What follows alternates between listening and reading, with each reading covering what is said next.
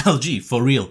What's going on? Because you're starting to remind me a lot of Samsung of the past few years, but even more so extreme. You release a crazy amount of phones with different unique features that are supposed to be something outstanding, but if the actual phone is any good, is what we'll see in the case of the LG X screen that has a second screen similar to the LG V10 at the top, but it's really important if the whole phone itself can actually deliver. So, quick overview. Design and build quality actually really nice because it feels great in the hand, comfortable, nice button placement, overall nice aesthetics. It's almost a little bit too lightweight, but that's actually quite fine. The display is okay, I would say, maybe a little bit on the undersaturated, slightly washed outside, but therefore more natural, and it gets the job done. It's quite bright, and the overall qualities are definitely on an average nice level. The speaker not so much because it sounds very weak, not really loud, so definitely one of the weaker speakers that I've seen in a long time. And the performance is actually a little bit disappointing as well because it uses the Snapdragon 410 that I've praised so many times, but it wasn't on the level that I've usually seen on other devices. So they could fix this with an update after all. The battery life though is definitely above average with about 4.5 to 5 hours on mixed use and 5.5 to 6 hours of Wi-Fi use, so actually absolutely fine. Charging time was a little bit longer, but that was to be expected. The software absolutely nice because we already have the new LG UI that we also have on the LG G5, so that's absolutely fine on the newest level with 6.0.1. The camera at first was a little bit disappointing for me because I thought it wouldn't be that great, especially the low light shots, but it actually turned out to be not even that bad, and I will just have to turn the screen on. So I would say it's time to get to the detail part. So here it is, a quick size comparison with the Samsung Galaxy S7. As you can see, quite similar in terms of height, a little bit wider and even a little bit thinner, but as I already said, it feels really nice in the hand because we have all these nice little curves. The sides are actually a little bit slippery, but I got used to that after a few days, so it's not that bad. We have a kind of glass on the back, but I don't think it's Gorillas or something like that. So just to keep that in mind, it is still quite grippy glass like it is. Some people like it, some people don't, but it will definitely attract fingerprints. There is a slight little edge that should protect it, same as on the front where it's even a little bit more so pronounced, but it's definitely smooth, so feels quite good. Overall it lies really nice in the hand, is still compact. Yes, the bezels are quite huge, but for a lower end device this is to be expected. We have the flash, the camera here as well that sticks out a little bit, but is still fine.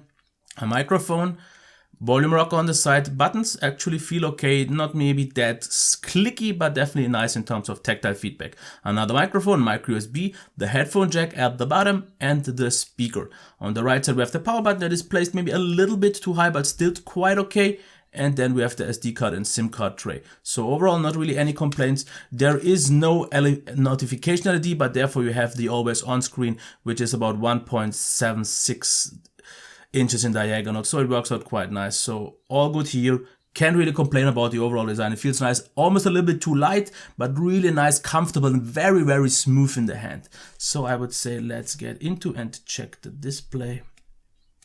Here we have it. It's a 4.93 inch display, whatever that is supposed to mean. In terms of sharpness, of course, with a 720p, you won't get the best experience anymore these days because at this price you already get phones with a 1080p display, but yeah, it gets the job done. The white, absolutely nice, nothing to really complain about, really nice. The black definitely is a bit weaker because as you can see there is some noticeable IPS glow, and it's even more so visible actually in reality. Here it doesn't even get through the camera that well, but it could have been better.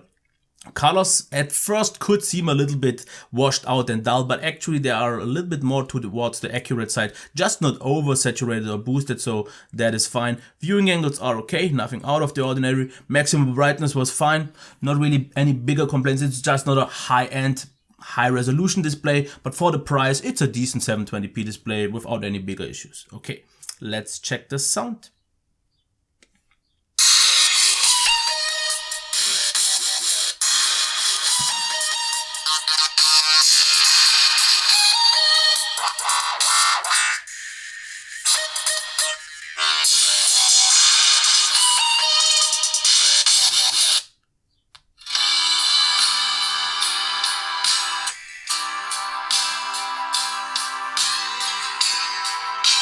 Okay, my opinion about the speaker.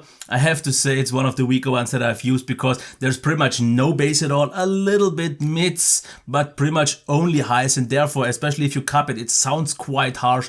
The maximum volume is okay if you are in a quiet room, but if you are somewhere where it's a little bit louder, you will have a hard time hearing this actually. So overall, not really that impressed.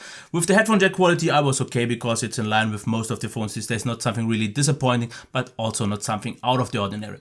Okay, let's get to the performance, and this is actually something where I'm a little bit disappointed as well, because the Snapdragon 410 usually knows to deliver, and for example here in the browser it absolutely does. This is still absolutely fine, but even here I've seen phones performing better. If you check Phoenix, for example, you would see the scrolling can be nice, but it has a lot of slowdowns and lags throughout the whole experience. It's totally usable at all, though, so don't get me wrong. It is not that it's performing terrible, but I've just expected a little bit more from the 410. That usually is one of my low-end SoCs that I really like to recommend because it still performs quite nice. We have 2 GB of RAM. According to that was also the multitasking app stayed in the RAM quite okay, and as you can see, it's not bad, but usually once you use it for a little bit longer, because I killed off all the apps before, it starts to get a little bit laggy and a little bit slow. So just keep that in mind. The overall performance is not as good as it could be, a little bit lower than I expected from the 410. When it comes to the gaming performance, I was even more so disappointed because I usually do a stress test and check for 45 minutes how much the device will heat up, but the performance was that bad that I actually canceled the test. It just wasn't delivering a great experience. It gets the job done, and if you lower the qualities of the games, it can deliver a quite okay job, but in overall it didn't quite impress me. In terms of stress test, 20 minutes of video recording, 1080p 30 frames, it reached 41 degrees, which is absolutely fine, no complaints here, and gaming also didn't overheat or something like that during the period that I've used it, but keep in mind I didn't play games that much because the experience was just a little bit lackluster.